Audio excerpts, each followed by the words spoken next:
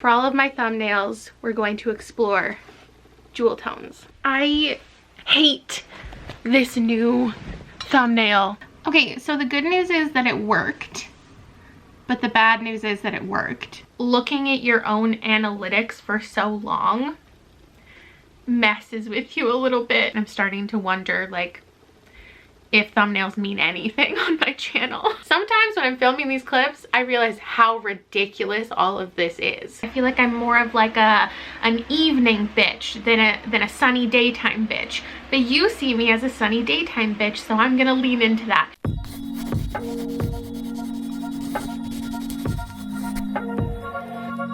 Hi friends, it's Kayla and it's January 2020.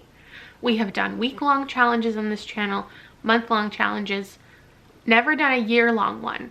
So that's what we are embarking upon in 2020. I have been here on this channel for 5 years and my thumbnails have always looked the same. Same font, same color scheme. I pick a color every month. I do all my thumbnails in that color. I just love consistency. But everybody's got to rebrand at some point. And for the last year, especially on BookTube, I've been so inspired by so many different aesthetics that people have been going with. So what I'm going to do is every single month pick a different booktuber or group of booktubers or just a concept and changing just my thumbnails. I'm not doing anything to my content or my reading, just changing up a little bit how I market my channel and just see what it does. I don't have any big goals with this. Maybe it's to get better views. I don't know. I feel like that's something you would probably expect me to say. Maybe it's just to find my aesthetic because I don't know what kind of represents my channel best. So how better to figure that out than to steal ideas from other people? Imitation is the sincerest form of flattery. I'm gonna use this opportunity to highlight at least 12 different booktubers that I enjoy their content, but also I enjoy their marketing. So it's January and we're gonna start with Cindy.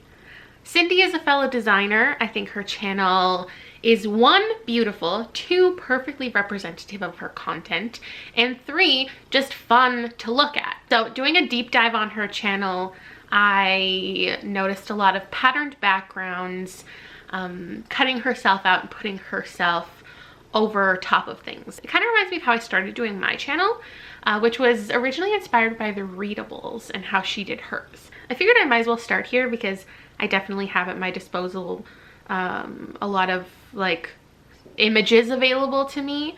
I have the ability, the know-how to create more intricate thumbnails. And overall, I want to follow like what she's doing and also her specific color theme because maybe it does something, you know, for color theory marketing. So I grabbed all the colors from all her thumbnails.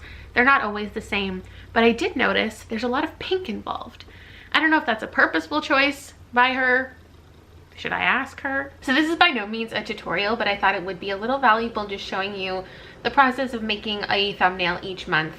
So in this one, I cut myself out, I added a stroke, I added a colorful backdrop, and in this one specifically, I didn't put the patterns in the background because I wasn't holding up any books, so I wanted to put the books in the background. And then I just changed up the color to match one of the books, so it was all cohesive. I thought I'd film a little update halfway through the month because I can't tell you any analytics, how it affected my channel until the end of the month. I think so far I feel good about it. In the idea of changing my thumbnails in general, it could go one of 2 ways. After changing them after 5 years, it could go, I'm so much more creatively inspired and have so much more freedom and I can do anything. Or it could be like, oh, I have to try so much harder to be creative. I have to think so much harder about the thumbnails and how they're gonna be. And I think this was a good, my idea was good, kind of copying someone else's vibe because I do have creative freedom, but I don't feel overwhelmed by that creative freedom because I have something specific that I'm emulating and I'm definitely enjoying it, so I'm glad. I just finished doing my Little Women thumbnail, and so I didn't take Cindy's like color scheme, but the whole idea behind you know, one of her thumbnails is she took a color of like something that she's wearing. This is what's making it aesthetically work, and then putting that kind of in the background. Taking enough cues from her that I'm clearly inspired by her in a way that's like I need to explain myself at the end of the month, because you'll clearly catch on to what I'm doing. I told her what I'm doing because obviously. Something very different for me is not putting my title in my thumbnail. So I've still done that a couple times, as she does, but sometimes she just puts something random, like a random quote or just something like attention grabbing. So I've adopted that a little bit, but that's where I'm definitely struggling the most. But yeah, going well so far. People are definitely noticing, but not in a bad way, I think. Okay, it's the end of the year. I decided, as I did my first pass of editing this video, I realized it even bored me. So instead of making it more exciting and editing it shorter, I'm gonna lean into the creator perspective of this and make it even lengthier and more in depth. Obviously, now that it's the end of the year, I have a lot more hindsight and results of how everything went, and I think I have something to share about each month, something that I learned, and some general results. Every month, you'll pretty much notice that I copied a thumbnail, like directly copied. I was watching a podcast by Laura DIY recently where I related to her so hard when she was talking about her creativity and how she doesn't feel necessarily like she's creative artistically and unique in that way, but she's a creative problem solver, and creative organization is where I feel like I thrive. Though I am a graphic designer by education and by trade, I do find myself more on the marketing side of things, and looking at the last 5 years, it's pretty clear that I am not the most creative artistically. So on one hand, I copied a thumbnail just to like have a starting point, but also because I did want to see if you guys would catch on and if you would notice the experiment, which I got one comment that was wondering if I was doing some kind of secret video, but since it went on for so long, I think any thought of that pretty much went out the window. So I was giving some direct nods to Cindy throughout the month with the eyeball background and the, what is it, like a mosaic vibe. As far as results, it's pretty hard to compare January because there's nothing else to compare it to. If I go back like and try to compare my TBR of January of 2019 versus my TBR of January 2020, those numbers are going to be so off anyway because I consistently gain more of a following, and so like it already got twice the views as the year before. And you can't really compare like December's wrap up to January's wrap up because there is such a difference between end of the year views versus beginning of the year views. So not much results yet to share, but as far as what I learned this isn't my aesthetic, but I also learned to appreciate it even more in the time that goes into it. Number one thing I realized is that I'm not funny or witty enough for that to be my vibe. Coming up with these like attention grabbing text moments in the thumbnail and even in the title, this didn't come naturally to me in very many senses, and it just doesn't match the content necessarily either. This is obviously super successful for Cindy and also a lot of other booktubers. Looking through my subscription box now, a year later, a lot of people I see doing this as well, like Chanel and Mina and Brody. You see it from Jordan. The heavy graphic background, the cutout vibe. These are by no means the people who began these trends on YouTube, but it definitely showcases a certain type of content, I feel. What I've realized is seeing a thumbnail that has had so much time and attention and care and thought put into it, and it's crisp and clean and eye-catching, is you also kind of expect that from the content, and I just don't think that I match that level. So let's move on to February, which, spoilers, went even worse. I'm filming my first video of February and I have to decide what thumbnail I'm going with. I'm not necessarily following a specific person. This month I'm going to do, in my mind, it looks scrapbook-y. I'll throw up a couple examples here. My top booktuber inspirations you're gonna see me pull directly from are Zoe and Kaylin. Mainly, I have some ideas, and then also Allie and Gabby and Brie. And then you can also take this theme a little darker, like this one from Tish or Lexi. Lexi does some lighter ones as well. I think I'm gonna go with the light, muted, pastel, pretty thing because it really suits them, but it's also just kind of trendy. So I figured I might as well try going with a trend for this month. The thing about these thumbnails is the layers of stuff. I don't really need to hold up a stack of books and take a thumbnail. I kind of more need a thumbnail that's like this, just of my face. And then I have to take a separate picture of my TBR. I think this might be kind of challenging for me, making something pretty but still legible, because the thing I like about what I just did last month is that it's very clear what's happening. It's bright and bold and grabs your attention. And this trend that I'm talking about for February is more like neutral. So the main elements in this type of thumbnail is that there are layers and that there are multiple images. So I obviously took a picture of me, and then I took a picture of my books, and then I put mine in boxes. I wanted to make one of them a little more Polaroid-ish.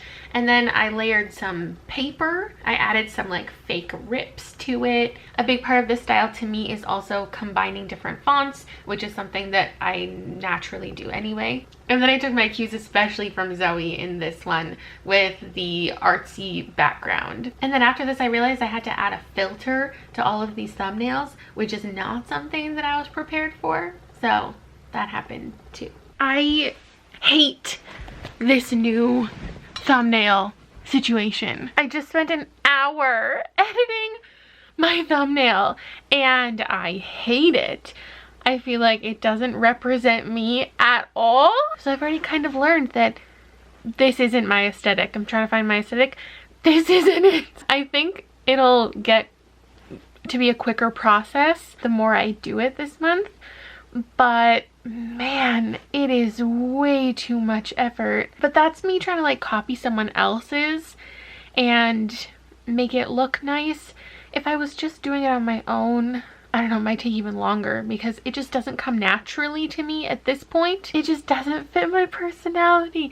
I'm making them pretty and soft and feminine, and then I feel like you click my video and I'm such an abrasive human that the aesthetic just doesn't match. Like, why did I choose this? Oh my god. I just need to make it a little more my own. Okay, let's talk about February. It definitely took a lot more time making thumbnails, and I don't know if it's worth it for me. And I don't know if it's worth it in regards to like the success of these thumbnails, because I don't actually have that much to compare it to yet. And I think at the end of March we'll be able to compare. I got a lot of compliments on my thumbnails, even from the girls who I was like emulating, which is very flattering. Lexi gassing me up really just threw me off in the moment, because in the moment I was starting to get convinced that this could be my vibe. But again, having 10 months to reflect, this was the worst as far as results go from the entire year. And it's also the most that I questioned myself and my own aesthetic. Compared to any other video through the entire year, I feel like you could say February flopped. Like if we're comparing January and February, 10,000 less views. If we're comparing hauls, 5,000 less views. If we're comparing my book club, this one's hard because like January was the announcement of my book club. February was an update of my book club, so naturally it'll get less views. But it also got less views than any other book club update, which was the exact same content. I basically made the same video 4 different times this year, and February was the saddest. Not drastically, like it got 18,000 views and the other book club ones got 19 or 20 or upwards of like 26, but overall not the best when it comes to vlogs, when it comes to recommendation videos. Like nothing that month was impressive. And again, I feel the need to drive home that I'm not saying anything about anyone else's content. I obviously wouldn't have copied, especially Zoe, like so directly if I didn't absolutely adore her thumbnails. I think it really works for so many people. It's really pretty. I just didn't enjoy the process of making it. I didn't enjoy the final results. I admittedly like went completely off of the original plan because I just couldn't keep up with the soft prettiness of it. So by the end of it, it got weird anyway, and I didn't stick to the theme the entire time. I think these 2 months were close enough in vibes that it probably didn't look like I'm doing an experiment. Usually you guys catch on when I'm doing an experiment really quickly, but I think you're gonna notice for March, because in March I'm doing the opposite, and I'm not putting anything in my thumbnails besides just like my face, just a screenshot of the video. It's gonna be bare bones, one, because I just want to try it, two, because there's a lot going on in the month of March. I'm reading 30 books this month, so I need one aspect of my life to be easy, and that's what it's gonna be. So here's an example of making a March thumbnail.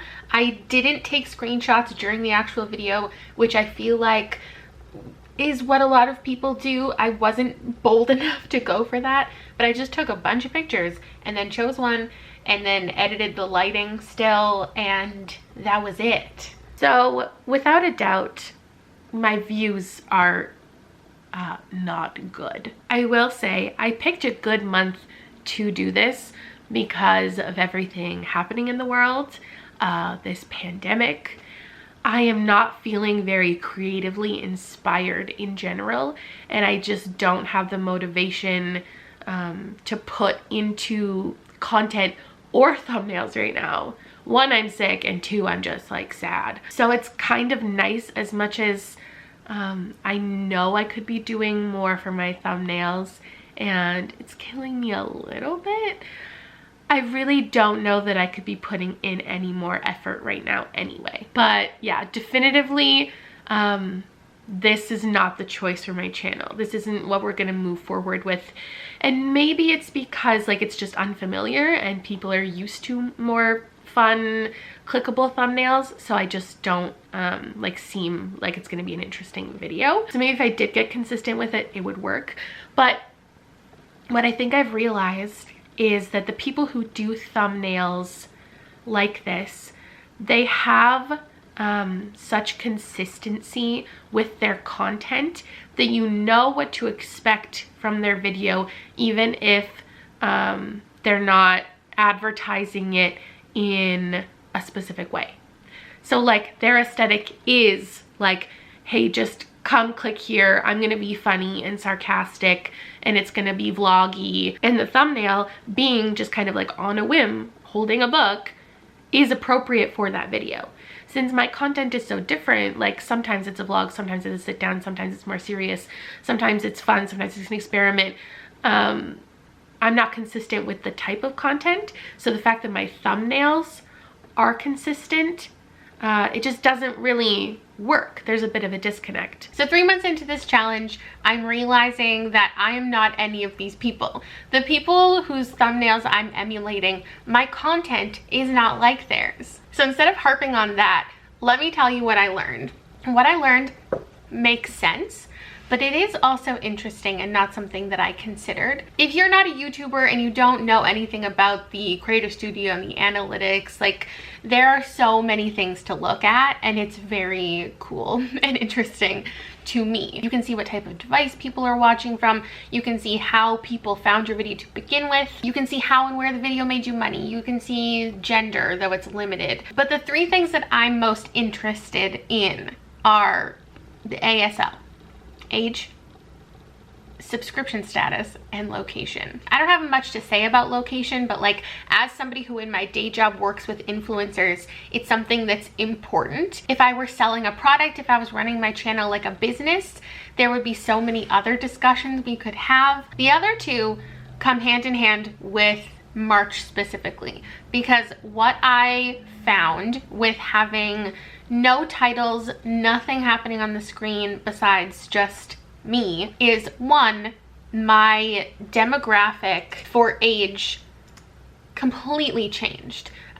there are a ton more 18 to 24-year-olds than 25 to 34-year-olds, which is like my #1 usual audience. And I think there's a lot of reasons why that is. I think people who grew up when I grew up and are in my age range, we have a certain expectation from social media content, and we grew up in an age of like Pinterest, infographics, and like the things that pulled you into a video were like the BuzzFeed titles, all of the different elements. And we were even taught in design school like all of these different things to appeal to a certain audience. But the younger generation is used to so much less informative YouTube content as opposed to just lifestyle content. Younger people are so much more likely to click on a video with no context and just dive in to like see what it is. Also, the younger generation is much more likely to use the browse feature and to click on recommended videos. People in my age range tend to go to social media with more of an intention to learn something, to find something, and teens and young adults are more likely to just browse and just see what pops up. And that's reflected in my numbers of my subscription status. So you'll see that in March specifically, a lot more people viewed my content who weren't subscribed compared to the people who I just popped up naturally in their subscription box, or they went out of their way to find my content. By no means are these numbers drastic. Like, let's keep in mind that I don't have a million subscriber pool to pull these numbers from, but the peak this entire year for this age range, as well as non-subscribers watching, it was March. And as far as you guys catching on, no, nobody really commented. I think one person left a comment wondering if there was a theme going on, but other than that, nobody liked my thumbnails and nobody hated my thumbnails and nobody felt anything, and you just left me alone. So what I've decided for next month is we're going to do a mix of the two. So a mix of the casual with the fun and bright. I have seen these thumbnails that are doodly. Okay, this is actually a voiceover from the future. It's the end of 2020 now, and I needed to tell you that because I want to show you my original inspiration, because there were two main channels that did this vibe that I couldn't really explain in the moment, and that was Sauna and Sage. So my goal was that I wanted the thumbnails to still be easy to make and just like the picture in the background, but then adding a little bit of interest with a couple doodles and some hand-drawn fonts. Not that I think this thumbnail concept is easy, but I wanted to make it easy.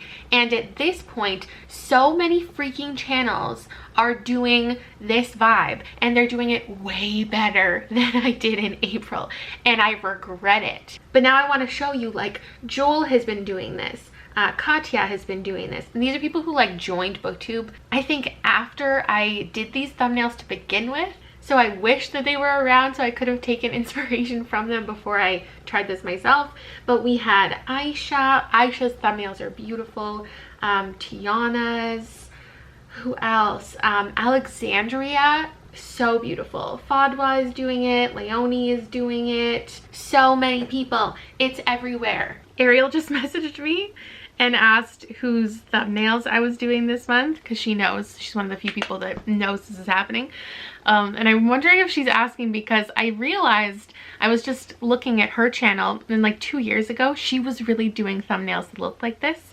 The like more casual, just like handwritten titles and doodles. So I decided to make my wrap up very Ariel inspired, which is fair because I think her and Sana probably started doing that around the same time. I know they were making videos together around this time. Now I feel bad that I totally forgot and I didn't recognize Ariel as one of my inspirations. But this is what my channel looked like this month.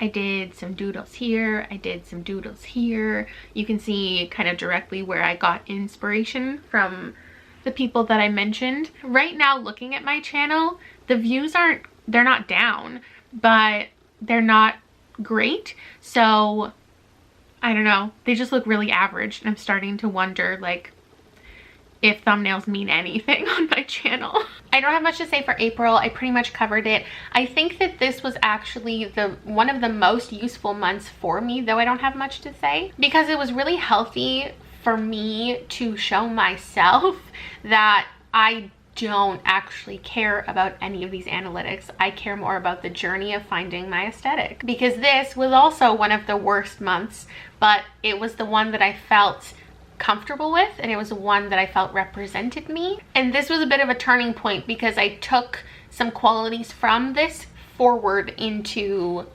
other thumbnails. So let's move on to May, though I'll tell you right now, May I didn't update my final results until July. Now we can move on to May, which I am excited about, because some months I pick a bunch of different people to inspire me. Some months it's one specific human. This month it's Clow. It's funny because we talk about big booktubers. Everyone talks about the big booktubers and who is, you know, highest on the chart subscribers and views and blah blah blah. And I feel like a lot of times those conversations leave out the Spanish speaking community, or I'm sure any community on BookTube outside of English speakers. This could get into a bigger conversation of like what a booktuber even is.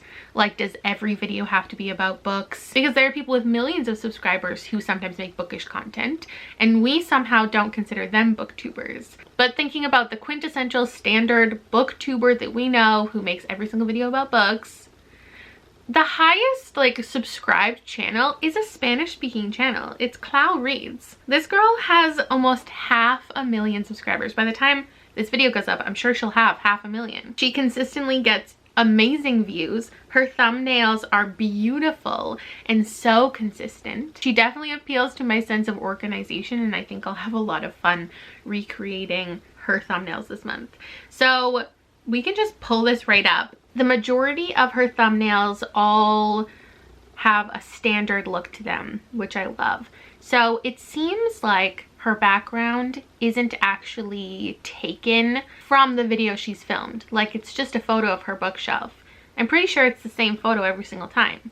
And then she has a gradient over top of it, which seems to be pulled from the rest of the thumbnail. So the pictures of her, the books that are being shown. If we're talking about color theory, she uses a ton of beautiful purples and burgundies and pinks and blues, and that might even be inspired by her hair color. So for mine, I just pulled the background colors from colors that you already saw within the books, so it all matched. Then I added some squares for text, and I blurred the background a little bit, added the border that she has, and then I tried to have two matching fonts, like the May and the TBR part, the same, but I couldn't. It's just so ingrained in me to pair a serif with a sans serif, or something strong with something pretty, so I just stuck with my traditional thing here. And then throw in an emoji for fun. I also want to point out that this thumbnail style is a combination of a lot of things that booktubers do. So like, I'll go ahead and shout out some booktubers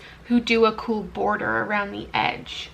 Here's some booktubers who add like a color in the background that you can kind of see through. A lot of people already blur the background of their photos, so they're more in focus.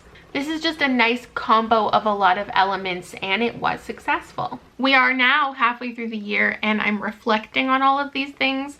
I'm actually taking the time to look at the numbers and write everything down year to year and like comparing things, which is fun and exhausting, and like looking at your own analytics for so long messes with you a little bit, and like your self-esteem. I don't know. I'm glad this isn't something that I regularly look at. I like deleted the Creator Studio from my phone because I don't need to be alerted when a video is like not doing well, or even when it is doing well. Like whatever. There isn't a single video that I have done consistently every single month this year. Like, I haven't done a TBR every month, a haul every month, a wrap up every month.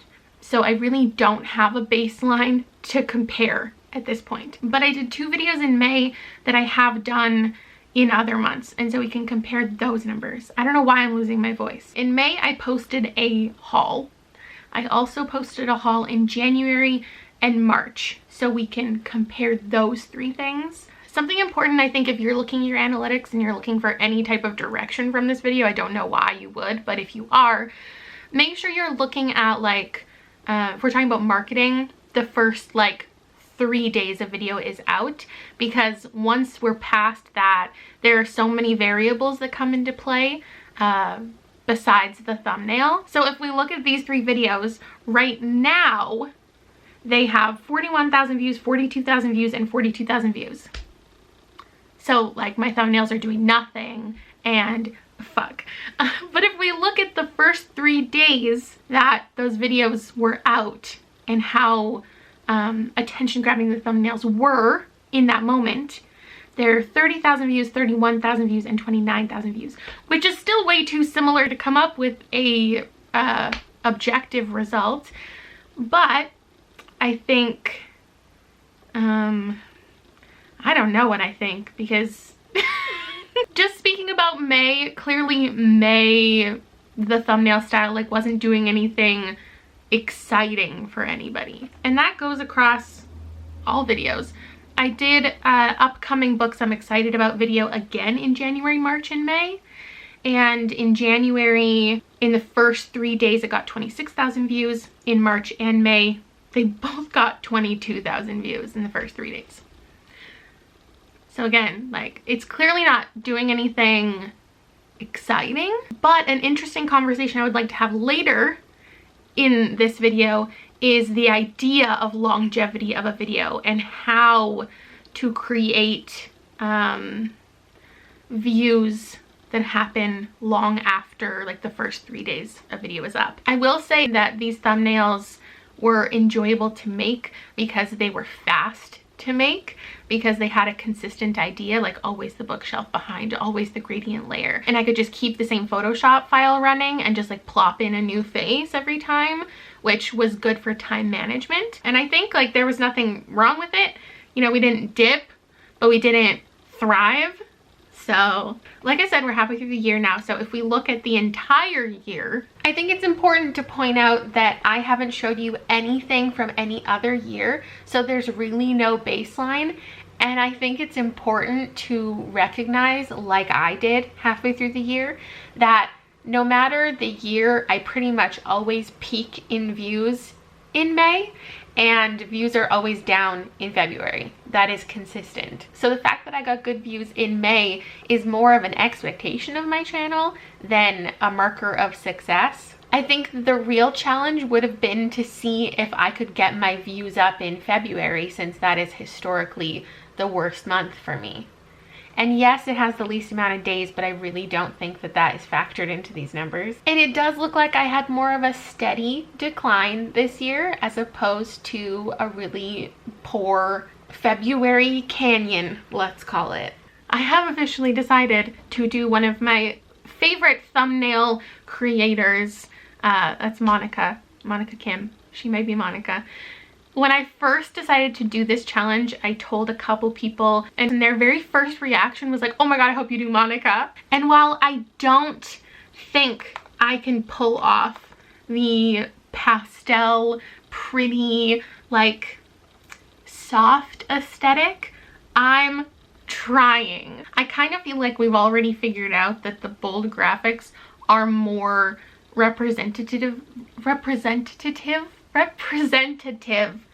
of me and my style, but my hair is really light right now, and I feel like if any time is the time, it's now. Monica herself has gone through, she's always had consistency, but she's gone through some different things as well. And if you look back on her channel, she's kind of done the things that I've already done. Like, I could have just taken her entire channel as inspiration, because she has done the thing with the box around her. She's done the scrapbooky collage style, and now she's just doing beautiful, pretty, such aesthetically pleasing thumbnails. And she made this video, how I take and edit my Instagram pictures. So like, I can't not do it because she... Greetings internet, it's Monica, and today... Sorry, I'm not sorry. Go follow Monica if you're not. She's just, like, channel thumbnail life inspo for me. And this girl had me downloading like 4 different apps. So her video was about making photos for Instagram. I had a couple like meltdowns creating this thumbnail this morning because my app is also a little bit different. I think because I have a Google phone. There were certain buttons I didn't have, and it kept deleting my entire thing because I would click, I don't have the word apply, and I would click like the check mark, and then it would say like, do you want to save a draft? And I was like, I guess, because there's no other option. If I go back, it says, do you want to save a draft? So I would save the draft, and then I couldn't edit it anymore. It was very stressful, but I figured it out. So I'm going to show you some of my editing, but if it looks completely different in 3 different clips, it's because I had to keep starting over. It's all very bright, low contrast. We've got purple, green, pink, yellow. I think a common theme with her is purple and yellow. I have used this one as my first inspo. She has a little rainbow behind her, and there's some doodles and stuff. So I used PixArt and I created a rainbow, and then I erased the I really had to go hard with Monica's vibe. Like, I wanted to do it from my phone. I could have done this in Photoshop. I have never created a thumbnail on my phone. I thought it would be frustrating, and it was, but I'm committed to doing this for the month and to get better with my finger editing. So I created the rainbow just like she taught me, and then I put like glittery stuff in the background. Then I put a sticker on the photo, and then it wouldn't let me delete the stickers, and then I had to like cover it up with white stuff. I did a little gold streak, and then I put the text on the screen. I'm making it sound so much faster than it was. Like, I literally spent 2 hours on this, and it's not even that good, just because I'm a noob. She actually has her own filter too, which I found out by watching her video, and I tried to use that in Lightroom, and it just didn't work for my specific picture. It made it like way too warm and orange. So I think I used a Visco filter instead, which she also uses. She does like 3 or 4 different steps, which was really fun to watch. And this is my final thumbnail. I don't know if it works for me and my channel, but I'm going with it and I'm excited about it. And I think this is like the clearest copy, so I would not be surprised if people start mentioning it. I'm so surprised that like I didn't get clocked for Cindy's, the eyeball situation, but I know I will get clocked for this one. I would like to make it clear that especially this month, like, I am the dollar store version of Monica. Like, we're out here and we're trying our best, but we're not reaching these iconic levels. Voiceover from the end of the year again. I also want to recognize that there's been a lot of development this year in thumbnails, people changing their thumbnails. So there are definitely some similar looking vibes out there, and I don't want to ignore the booktubers like Jamila and Nicole and Meg, who are doing extra stuff right now, and it looks so cool. Also, outside of booktube, people I subscribe to definitely have this vibe going. Lore DIY pops into mind right away. I got a couple nice comments this month about my thumbnails, and one person actually said it reminds them of Monica. So we did it. Someone figured it out. It was great. Also, Monica figured it out because she messaged me before I had a chance to message her and tell her. So ultimately, July was actually really fun.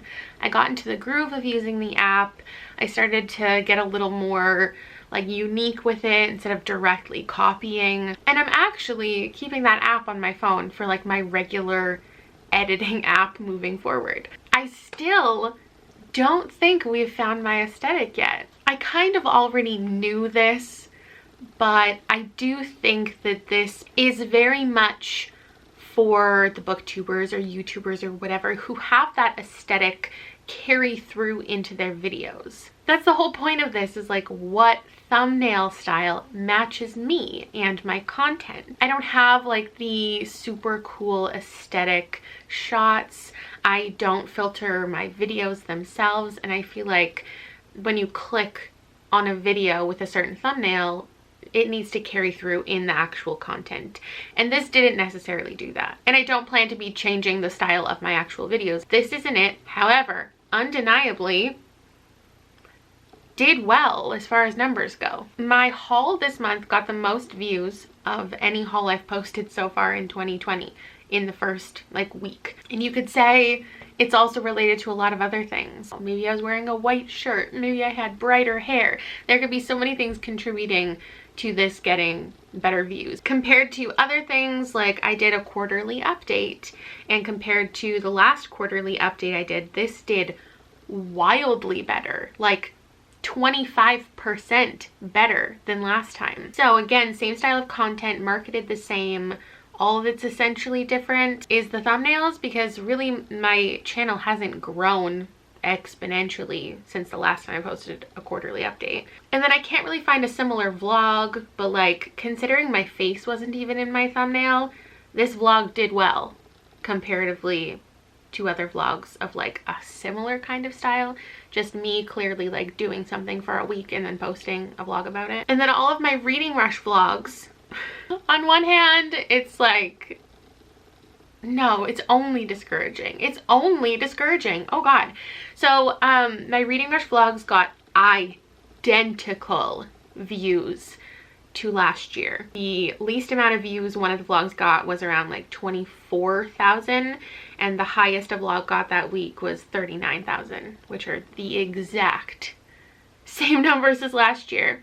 So one, the thumbnails didn't encourage anyone else to watch, and two, even though I have more subscribers, I'm getting less views.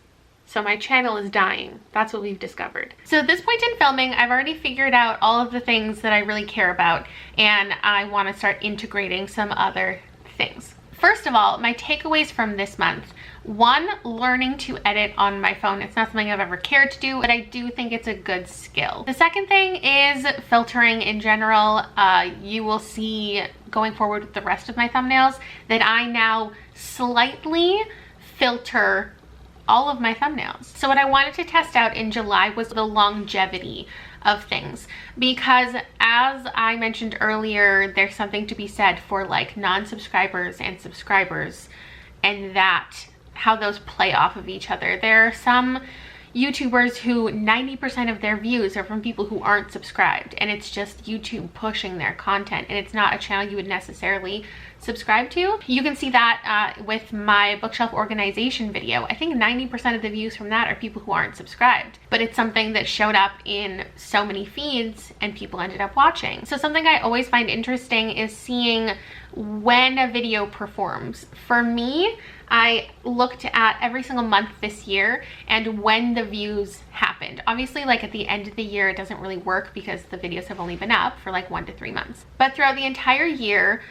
90 to 95% of my views through everything happen within the first 21 days of a video being up. And I wanted to see like what it is that makes a video more watchable down the line. So one of the things that I did is I intentionally left certain hauls with the name of the month within the haul, and then for some hauls I had July haul as the title for the first week, and then once July was over I changed all of the marketing to say summer haul, because my theory was the second that a month is over, if you see that video wherever it is, on your homepage, in your recommended, in your watch later, it's immediately not relevant anymore. And I know that like it still is, but just because you put a month stamp on it, somebody may look for a different haul because it just doesn't feel as in the moment anymore. Again, not a drastic amount.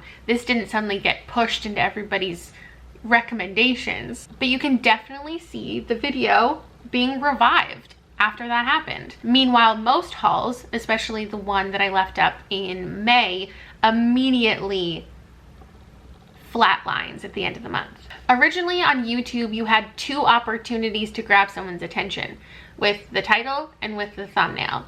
2 different opportunities. So you can have 2 different titles. You can say here, big book haul, and over here you can say summer book haul. And then YouTube introduced autoplays, so now you have a 3rd opportunity. But you can create 2 more opportunities by switching up the thumbnail and the title, whether it's 6 hours after you upload, a week after you upload. Because the thing is, the second you uploaded that video, the majority of your subscribers already saw the title and thumbnail, and either they clicked on it, which means they're not going to be recommended it again, or they didn't click on it. So then like switch it up and see if you can change something to remind that person, like, hey, you haven't actually watched this yet. Or they might think it's a completely different video. Oh, marketing is so fun.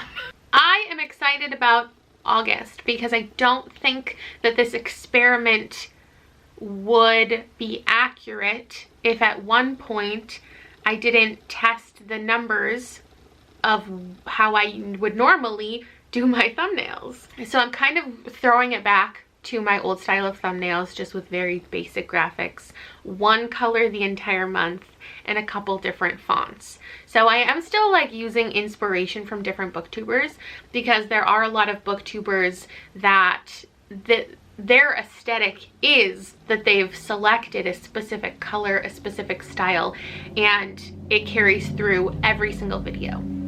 And my fear with this, and why I stopped doing this in general, is I think, and my like hypothesis here, my theory, I don't know anything about science, is that when you use the exact same style and the exact same colors all the time, when someone sees it in their sub box, it could be easy for them to think that they've already watched that video because they've already seen something so similar. I also think when scrolling through someone's channel, especially like mine in the past, it can be hard to differentiate one style from another, which is why like I always did my hauls with like a thing in the corner so you always knew that it was a haul. But if you saw that, did you start to get, there's like something to be said for branding, and then a different conversation about like when branding gets too heavy-handed, that it's too familiar and it's not new and interesting anymore. I'm not commenting on anybody else's branding or style or anything, just thinking about my own, because I personally love going to someone's channel and they have such a clear aesthetic. Like, that's what I need. So this month we're trying it, and the color that I've selected was mathematically chosen because I went back to see, like, I compared other years and other situations, and to see like of every single haul I did in a year of all of these different colors, what color grabbed the most attention. Navy blue was consistently a color that I don't know if it's associated with me, if it's a good attention grabber, I don't know what it is, but I chose navy blue as like my color of the month. Sometimes when I'm filming these clips, I realize how ridiculous all of this is. Is this video going to be 3 hours long? Is it going to have to be a 3-part series? So I'm definitely pulling inspiration from booktubers who I feel like there is a specific color or color family or theme that is their branding. So Amber Burns comes to mind immediately, Mayana, and the tones of their channel is very consistent and pretty. Caitlin's Corner and Chandler Ainsley come to mind for a really clean, like black and white vibe. There's Library of Alexa and her yellows, and Mo with her pinks. So I'm not trying to emulate any of these thumbnail styles, but just the idea of a color that represents me. My color is navy blue, and I'm going to go out of my way to wear navy blue, to hold navy blue books. Like, it's all gonna be a thing. So here's one example. I threw on a blue striped shirt because there was no blue in the books, and then I added a drop shadow and then my star ratings all next to it, and it was a little blue but not too blue. And somebody actually asked me if I was reverting to my monthly color scheme things because my font was back, and they noticed. So that was kind of fun. Okay, August is over. I think views are down, but I really don't care to look into it. The last thing I care about right now is views, but I know everyone's saying that like everyone's views have been down in August. What I learned from what I picked out, going back, reverting to my old style, is that I don't really care for my old style anymore. So beneficial. It was beneficial this month's experiment. I can tell you views are definitely not up, so like this didn't improve anything. So we're still on the journey. And the thing is, much like, so I did this bookshelf organization video years and years and years ago, where I organized my bookshelf in 7 different ways, and I just wanted to show all the different ways. But actually, what happened, the unforeseeable progress of that video was me discovering what I wanted my style to be, when that wasn't the goal. The goal was 7 distinct different styles, but eventually they all melded together to become my style. And I kind of think that's what's happening with this thumbnail video, because I tried doing like a specific color of the month, and I do actually think that that is something I want to stay consistent with. I do want to have a color theme, but not just one color. Maybe multiple colors is the answer. So since I've been wearing so much yellow lately, and actually I asked you guys, there's all these Twitter trends that happen all the time, like little quizzes and stuff that people post, like, what color do you think of when you think of me? Like, it's all ridiculous and silly, but everyone was posting that a year or 2 ago, and when I asked, all the answers said yellow, and I was really surprised by that because I don't associate myself with yellow. I feel like I'm more of like an evening bitch than a sunny daytime bitch, but you see me as a sunny daytime bitch, so I'm gonna lean into that.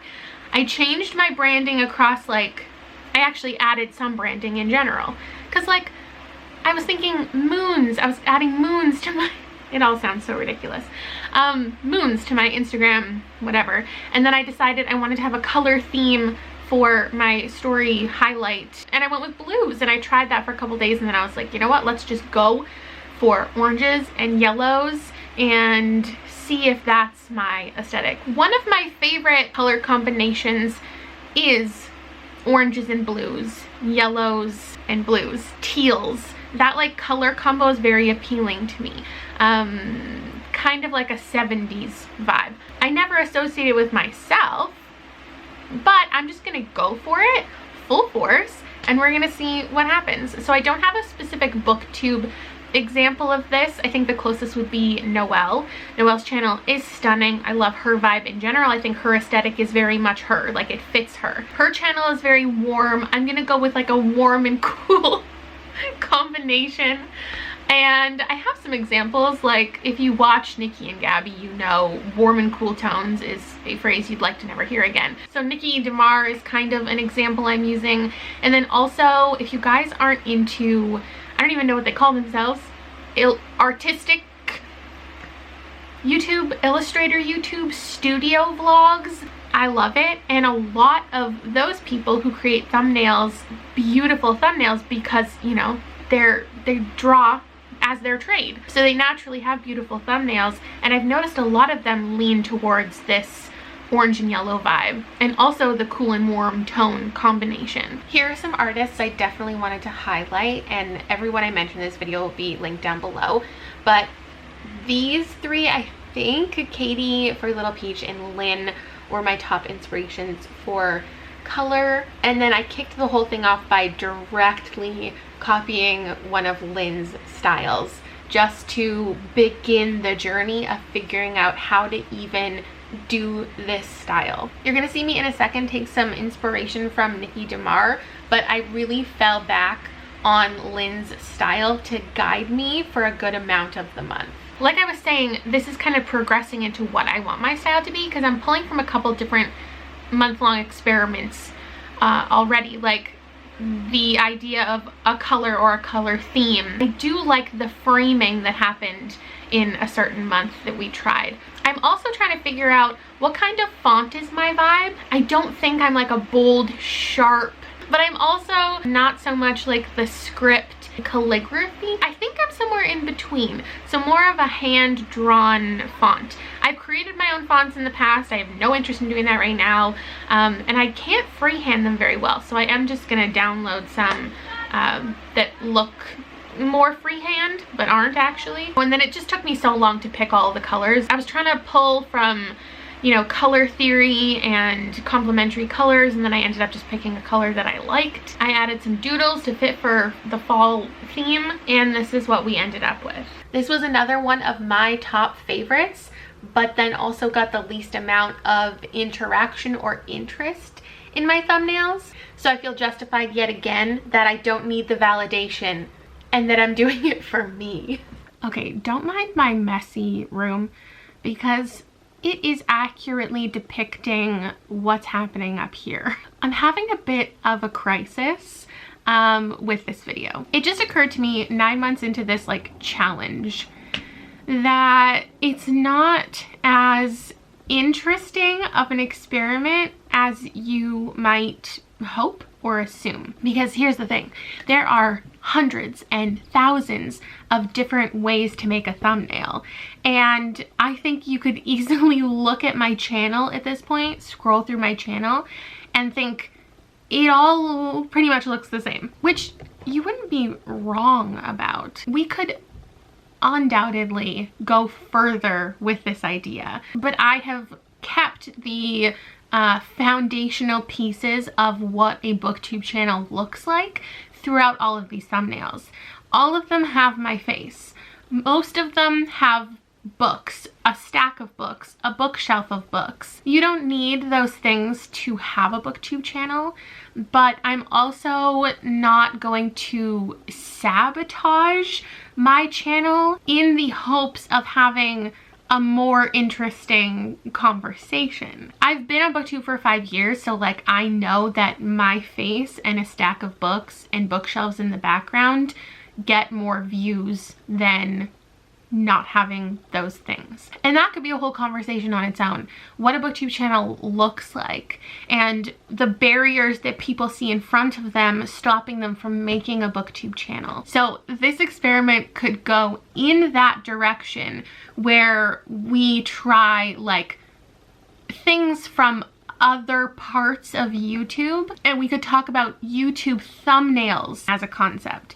This concept is my YouTube booktube thumbnails. So all of these little things that we're tweaking and trying, I just want to acknowledge that like I know that we're not doing the wildest stuff, and it could seem like I'm not really stepping outside the box here. I've already learned that these ones I feel more comfortable with than these ones that I did without any titles or with the gradient background or with the collage style. But I've also learned that I am past like my old branding, and this has probably been my favorite month. I do think I'm honing in on what I want my channel to look like with the colors, with the style of font. I think this month really worked because there was a theme with like the color blocking.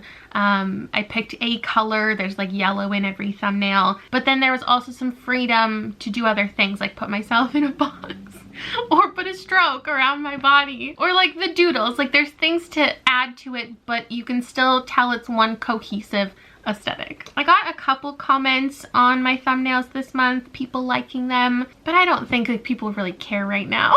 Like critiquing or complimenting someone else's thumbnails is not really a thing that people are seeking out right now. Maybe I'm wrong. Maybe it's just me. Maybe my thumbnails are terrible. I'm liking them and my views were solid this month. September is a great example of where I can show you how it evolved throughout the month, because I didn't even stick to what I originally said, which was the play off of like cool and warm tones and like the cool vibe. Like it was not cool. And after the first couple of videos, I completely changed like color schemes. And I think I would have to say that personally, this was my favorite. I really like the look on other people's channels of like the gradient background, the solid colored background, like the color, and then you put it a little transparent. But I do like when my thumbnails are reality and it's like actually the background of where I am going to be sitting once you click on the video. But then you can add the little extra element, the little pops of color, the more fun things. I also learned what type of booktuber I am, as in planning your thumbnails ahead of time or not. I've always been take what you have and make a thumbnail out of it. In the past, I would just take a bunch of pictures of my face in multiple different like poses, hold up the books. I would take like 50 different things and then afterwards put it all together and construct it and decide where the graphics were gonna go. But what I realized, which shouldn't be shocking and isn't probably to any of you, is that, oh my god, I like organization. I like the idea of having a template to go off of, even though it's not the same every video. And that's kind of what I learned too, is there is a way to be consistent without having all of the visual elements be identical. Now, moving into October, I kind of already feel like this isn't gonna be what I go with, but I've always been really drawn to white focused thumbnails. Like that's the thing with my Instagram. My Instagram is white. Every other picture is like a full white flat lay. Every other picture at least has some portion of white in it. But then I realized I kind of did this, especially when we look back on April, like there's a lot of white and color. But the most attention grabbing thumbnails for me have always been the very clean white ones. And that's not something that I've ever taken on myself, even though I kind of do feel like that is my brand. I'll show you some examples where it's just very clean and the whole background, a lot of the time, even if there is color and there's still a face and there's lots going on, the background is white. A lot of really professional brands do this, but then you'll also see influencers like lifestyle vloggers doing it. My house has a lot of white in it, and I could take a lot of my thumbnails like against my walls and closet doors, even if I am going to then film in front of my bookshelf. Or I could organize my bookshelf so it's only white books behind me. I just want to see what it would look like. This does not seem like the right time to be doing it because the thumbnails right now in my feed are so stunning. I can't even handle it. They're so fall. I could go in that direction, but I also kind of feel like my last month was that warm folly vibe, and I don't even know how I'm conceptualizing it, like how the doodles and the pictures and everything's gonna work together. So the results from October continue to be a little bit challenging to assess because views are down in general for most creators. That's what a lot of my booktube friends are talking about, how there's was like a surge of interest in the community in general in the summertime, and then August, September, October has been really down. I really want to drive home that as much as this is like a statistical analysis type of video, I don't actually look at like my YT Creator Studio app. The only time I do is when I check in with you at the end of the month. I know everybody is different, but I feel like it can be really damaging if you are just an individual, not, you know, having YouTube as like your full-time job. Checking in on that so often, even if you're on like a positive trajectory, there's always going to be random statistics in there that can make you feel bad. YouTube will literally throw a notification in there that's like, hey, people aren't liking your content as much as usual. So I just want to make sure I'm not encouraging you to obsess over your own analytics. I'm on both sides of this argument because I want to say like numbers don't matter, because that's how I feel. You shouldn't base your like self-worth on likes or views or subscribers. And I want to say like YouTube should just be fun and you should do it as a hobby. And I do miss the days when people just posted videos for fun and it wasn't based on money. But on the flip side, I do have to recognize that that's just not the case anymore. People are creating YouTube channels in order to start a business. It's not just a hobby anymore. And if you're not seeing a return on your time or your investment in your, you know, all the things that you're purchasing for your channel, it can obviously affect your self-worth or your financial situation, your livelihood. I just really don't want this to come across like I'm like, oh, my views were down and I'm sad about it. My thumbnails weren't working. Wah. I think this was one of my favorite thumbnail experiments. I love the white background. So personal preference, 100% winning. Click-wise and views, no, I don't think the white background is particularly eye-catching, but I did rearrange like my bookshelves so I had a white section to film on. I rearranged my TBR shelves to be white. Everybody caught on. Everybody thought it was weird. And it was partially like for a video, like people were guessing, but it also was just because I wanted to try a different aesthetic. I don't think this marketing necessarily matched the content. It did, as in like when you clicked on it, you saw the same thing as what was depicted in the thumbnail, but I just don't exude the like clean, professional vibe, maybe, especially in my vlogs. So I knew this wouldn't be my aesthetic going forward, but I was really glad to take it on and try it out. And like many other months, I have taken something away from this. So what I tried to do this month is, at the beginning of the month, I created all of my thumbnails without the actual like pictures, because I needed to figure out a way to be consistent besides just like a white background. I still wanted text and I still wanted other elements. So I took a lot of inspiration from those other channels, and then I made a template on Photoshop of like 15 different thumbnails. There was a couple different fonts, there was a couple of different like shapes, and then once I filmed the videos, I already had the template ready to go, and I just threw in the photos and I was done. Before this experiment, during this experiment, thumbnails haven't been like stressing me out. I don't spend a ton of time on them. It's not something that I find difficult in the process of like putting together my videos. So I wasn't necessarily looking for a solution for something, but I did find a solution to something that I didn't even think I needed, because I love what happened. I love how quickly I could get up videos in comparison to before. Like, I wasn't thinking about the thumbnail because it was already like put together. I was just doing it to try to find a consistency, but I actually found that it was really helpful in a lot of ways. So that's something interesting that I think I could take forward. Is not like monthly, because obviously like I am at the end of this choosing an aesthetic, one aesthetic. I'm not trying out new things anymore come 2021, but maybe creating like 10 to 15 different thumbnail templates and then always falling back on one of those things. And like, that's part of the consistency of my channel. Many things to think about. I know we talked about long-term views and the longevity of a video earlier, and the one stat I'll give you for October is that it had the highest amount of in the moment viewership.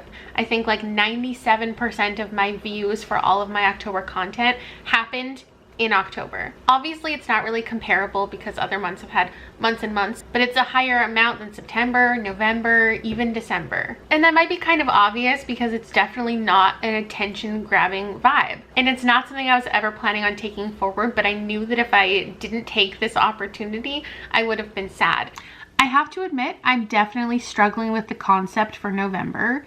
It's currently like November 4th. I haven't posted a video for November yet. I'm a little behind on content. And the thumbnail thing is throwing me for a loop because I feel like I've tried a lot of things, but I haven't gone completely outside the box.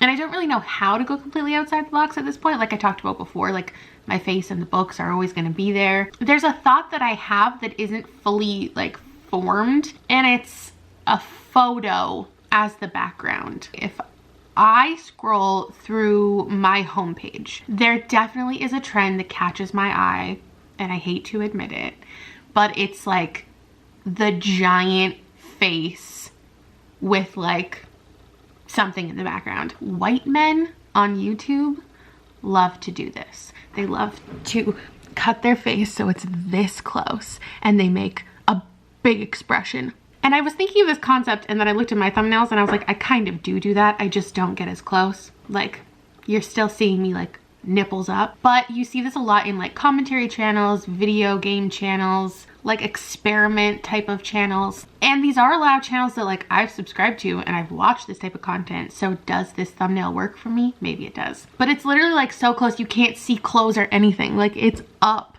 here. And this might not seem like the most outside the box thing, but it is stepping outside of my comfort zone, because like the distance from this to this is a lot for me. And usually the trend is like something intriguing back here. So this is where I would put a photo of books, but like I don't want to just go with what happened last month on white. The thing that I've done quite a few times is I'll just take my Instagram feed and I'll put that in my thumbnails, like with my face. But I've already done that, and I've done it on white, and I haven't done like just the whole background. This is my comfort level, this much of my body. So maybe November I'll be here, and December I'm not wearing a bra, so I can't go all the way back here, but like maybe it's full body. Maybe it's outside. Maybe it's like photo shoot vibes. Oh my God. Both of those make me equally uncomfortable, which I think you can tell because the one thing that has stayed consistent over the last 10 months that I only just realized is that it's still this much of me for the most part. Creating the thumbnails for November was pretty easy. I didn't enjoy seeing myself that close up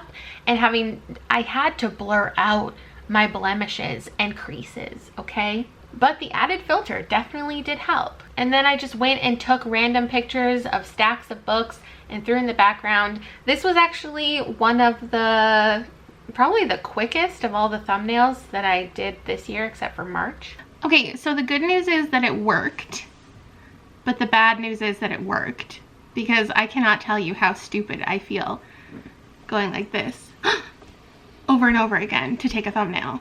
I definitely couldn't bring myself to go as hard as I could have. I ended up just like smiling for a lot of them because I really just felt ridiculous. But my views are definitely up, and that could be based on a lot of things like seasonal things. Them titties. No, there have been no titties. It's just been my face. I mean, that's good. Have you not noticed my giant face in your subscription box? I did get a couple comments, and I don't remember what they said, but they just like were acknowledging that I had a big face. One person commented, "I like your thumbnail. See you in a couple days with something else." And then that face, that emoji, like they know what's going on. I also changed the marketing a couple times in this month just to check again to see how it would work. I saw Rhett and Link talk in a video about changing their thumbnails after a couple hours. I mean, I think that was a thumbnail. We might have changed it to Link going like this, holding a dart in front of the same school lunch, and then it probably underperformed, so they switched it back to my face. And I was like, since I'm already kind of doing what they're doing, like let's give it a go.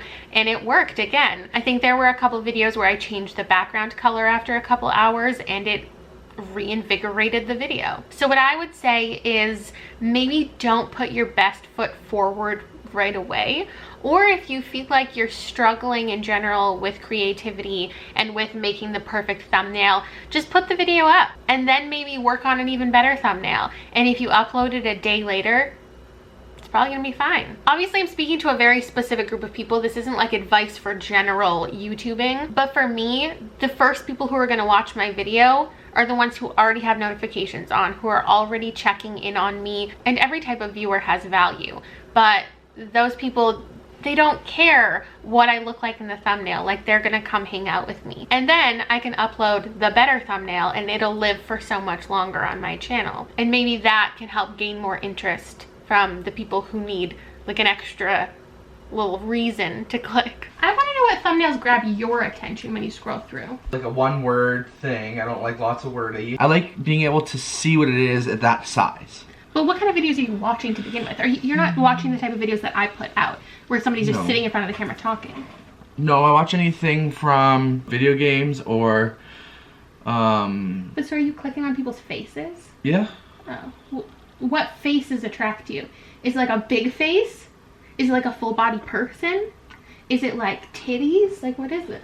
I don't know. I don't think I ever thought about it. Alright. Anyway, next month is full body. All of this.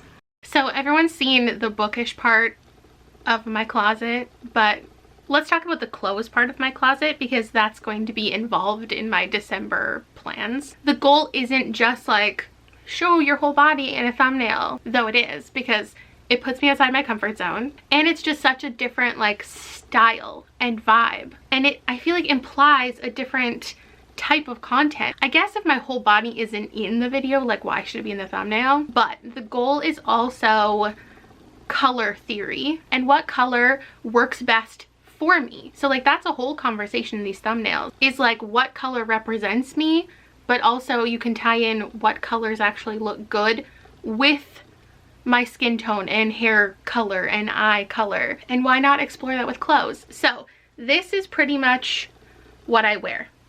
I like earthy tones. I wear a lot of burgundy, I wear a lot of brown and tan and olive green, and then sometimes I'll dip into a little bit of pink, a little bit of yellow. The internet tells me this is not my color palette, and I know that. I've always known that based on my undertones and based on all the things, I don't look best in these colors. And like, side note, I literally don't care. Wear what you want, it doesn't matter.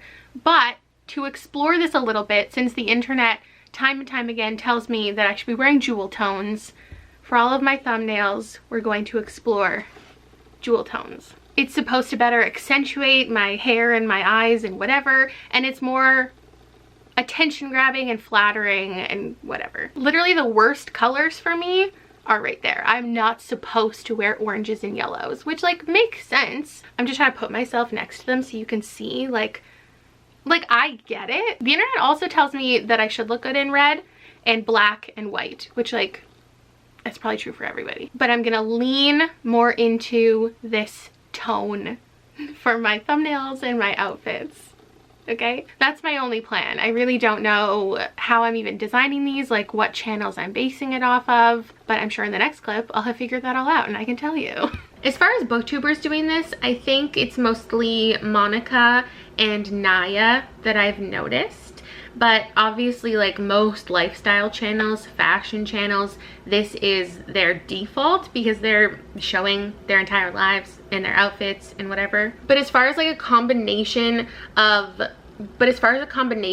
like full body and then graphics, I pulled Nikki again, Haley Pham does this, Megan Batoon, and Jasmine Brown. Those are some examples. And I think the biggest challenge with this and why I really need some help or some initial inspiration is filling out the entire frame, because obviously your body, well, my body's a little above average, so it'll take up more of the frame than most of these girls, but I'm just struggling with how, like, what else to add in here, how to put the text, how to put the graphics so it's like a full experience and it doesn't look awkward. A lot of these people put more than one of themselves in the thumbnail, so it's like multiple looks or multiple things going on. And I'm sure as the month goes on I will find my own solution to this and style, and it'll be great. Okay, I just want to pop in to say that the full body thing I don't love. And I don't love it because, of course, the month of the last 12 months, the 1 month that I got my period, and I feel disgusting and I feel bloated and I don't want to wear cute clothes. I don't want to wear pants at all, first of all, but I don't want to put on the cute clothes that I was planning like out in public in case something goes awry. So now I'm just taking all of my pictures in like dresses. I just want to wear my pajamas all day, but I have to like try to look nicer head to toe for these thumbnails, which isn't fair. That's all I had to say. I'm grumpy about it. But people are commenting nice things about my clothes and my outfits, which is like kind of cool. I don't know. Also, it snowed. So like, why did I plan to do this in the month that I can't take any like cute outdoorsy photos? Like, they all just have to be in the house against my bookshelf, and I'm starting to feel ridiculous, honestly. I'm just like posing and then I'm gonna like Photoshop it in, and I just don't, it's weird. I'm not having a great time. But it has been fun trying to think of like a cohesive way to make the thumbnails match, because I still obviously have to have like a theme and something that connects them all. So that's been fun to test out some different things. And I think like this wavy vibe, a little bit doodly, I think it's working for me. December was by far the most comments I got on my thumbnails. It was really unexpected. I got complimented a ton, which was extremely flattering. I also got questioned a ton. People are asking if I'm doing a full body thumbnail challenge, if I'm doing an experiment, full body pictures. This person asked why there's 2 Kaylas in the thumbnail. This person wanted to know why I was doing full body shots, and then this person said my outfits are fantastic, so not doing full body shots would be such a waste. So I caused drama in my own comment section. You know what the biggest lesson was from December? We talked about demographics earlier, and I went through the entire 12 months and every single demographic just to see like what was going on, if there was anything I wanted to touch on in this video. And the most like, not unexpected stat, but like something I wasn't even thinking about, was the idea that men are more likely to click on a video if your full body is in it. Which, like, I'm sure so many people already know and use to their advantage with marketing. And here's the thing, like, I don't care who my viewership is. Like, again, it doesn't matter. I'm not trying to appeal to any audience. Whoever wants to be here, that's cool. But my male viewership is traditionally 2%, and in December it was 5%. My biggest lesson was that the color thing absolutely worked. And even just standing in my closet and seeing how differently I looked next to jewel tones as opposed to more muted, earthy tones, like, it was noticeable. And the amount of comments I got on the colors of my thumbnails was a ton. And here's the thing, there was no control, because when I upload one video at 2 a.m. and I upload the next one at 12, and then I upload on a Wednesday, and then next week I don't upload until a Saturday, the results are going to be completely skewed across the board, and I can make any result a fact with one screenshot. I can show you this and it tells me that, I don't know, people in the UK prefer the color pink, but without more and more evidence to prove that, it doesn't tell me anything, because there are too many things at play. I feel like for a lot of people this could come around to a conversation about self-love and self-acceptance, and that was never my goal, because I have always felt comfortable with my body. I don't have issues with my body. The world has issues with my body. So what could have come out of this for somebody is putting your full body on the internet for the first time in this type of scenario is like kind of an intense step. I know a lot of people won't see it that way because, like, you've seen me, you've seen all of me for so long. But the reason that I don't put my body in my thumbnails is the same reason that I don't do movie review content, and that's because it invites a certain type of audience. So I was pretty shocked and pleasantly surprised that I don't think I got a single comment on the state of my body. I don't really know how that happened. I just care so little about anybody's thoughts on anybody's body, and I find it the topic of conversation, especially like working in the fields that I work in. It's a topic that I find exhausting to listen to people discussing. I am now more comfortable putting all of me in a thumbnail, which isn't something that I even thought that I needed to come to that conclusion. As far as views, like, yeah, they were up, but December, they're always up. So here's some comparisons from like the December before, and it's hard because like the expectations are that there's going to be twice as many views, just because that's what we saw at the beginning of the year, and that's not necessarily true. The number one thing I really like is the way that there's like wavy paint like things happening in my thumbnails and them being a bright color.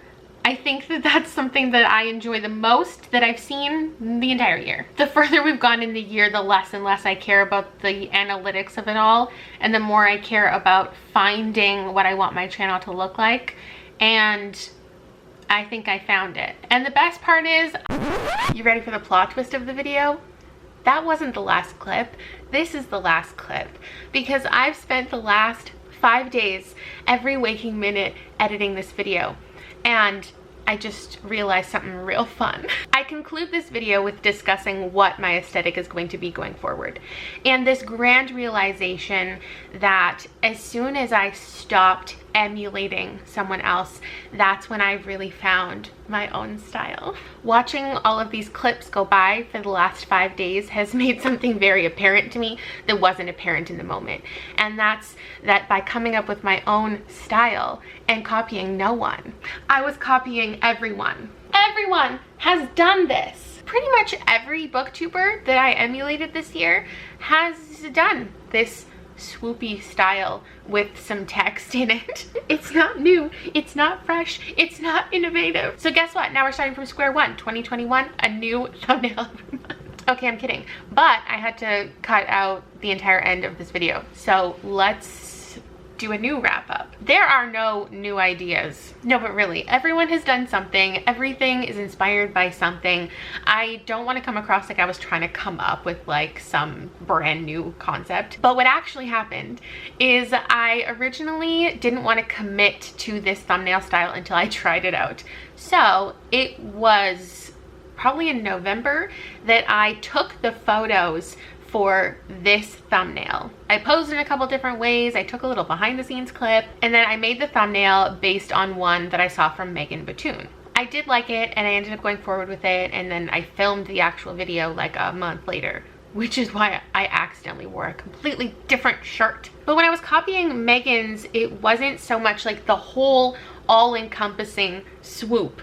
It was just a little bit. And so then when I was like, ooh, what if it went and spanned the entire image, and like what if that carried forward through the entire month, I thought it was my own idea, but it was Allie's idea, and Kaylin's idea, and Nikki's idea, and Sana's idea, and Donna's idea, and Joel's idea, and Emma, and Allie, and Lexi, and Monica. Like, duh. I don't know what I was thinking. I was too deep into the challenge, and there's nothing wrong with like still going forward with it, but honestly, like, there is no conclusion to this video. I don't actually know what I'm gonna do. I think we've made some realizations. I think I have some fonts in mind. I like the doodly stuff. I like the big swoop, but I couldn't leave this with you thinking that I thought it was my idea. What I actually want to leave you with is a question. Which one was your favorite? If you made it to the end, I want to leave you with a thank you for creating beautiful thumbnails. All of you hundreds of people that I listed. And thank you for all of the lessons and all of the things that I gained throughout the year. I would be nowhere without being constantly inspired by other creators. Honestly, my stats for this year are nothing unexpected, and they are probably the numbers that they would have been regardless of what I did. My channel has essentially already peaked. So this year did like better than 2018, but not as good as 2019. And if I haven't said it enough, I don't really care. I'm just gonna do whatever is fun. But I hope this was valuable to somebody out there, this feature-length film. Thanks for hanging out with me. I'm never doing a year-long challenge again. I'm sorry this video was so late, and I'll see you later.